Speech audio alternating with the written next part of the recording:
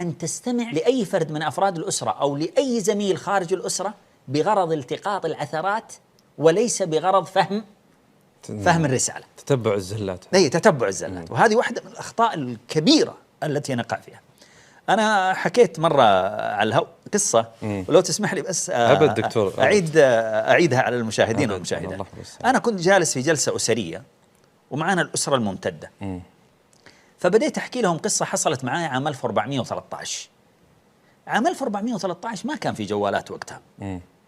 لكني بالخطأ في أثناء القصة، يبدو أني تحمست أو شيء ما أعرف، في أثناء القصة قلت والله لما بغيت الرجال اتصلت عليه إيش؟ اتصلت عليه جوال، وأنا أبلغتهم أن القصة حدثت في عام 1413 وقلت لما بغيت الرجال اتصلت عليه إيش؟ جوال. انقسم الحاضرون إلى ثلاثة.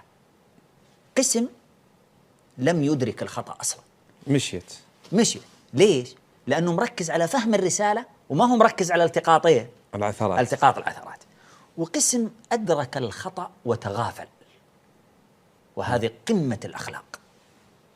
يعني إذا واحد حكاك قصة، بعض الشيبان مثلا يحكي قصة اليوم ماشي، بعد شهر يبغى يحكيها لك فيغير فيها شخصية، يزيد حاجة ينقص حاجة، يعني من باب الذاكرة وكذا. فنيجي نقول لا، ما حصلت يوم الاثنين، حصلت يوم الربوع.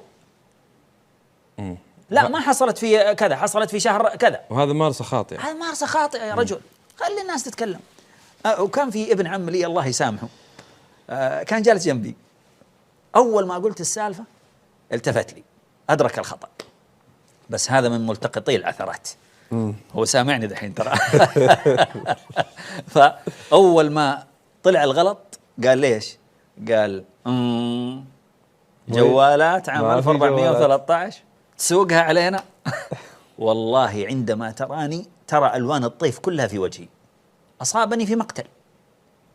فهذه الممارسة واحدة من أبرز الأخطاء التي يمكن أن يمارسها الشخص أثناء الاستماع للآخرين، أنه يفكر في التقاط العثرة أكثر من تفكيره في ماذا؟ في الاستماع.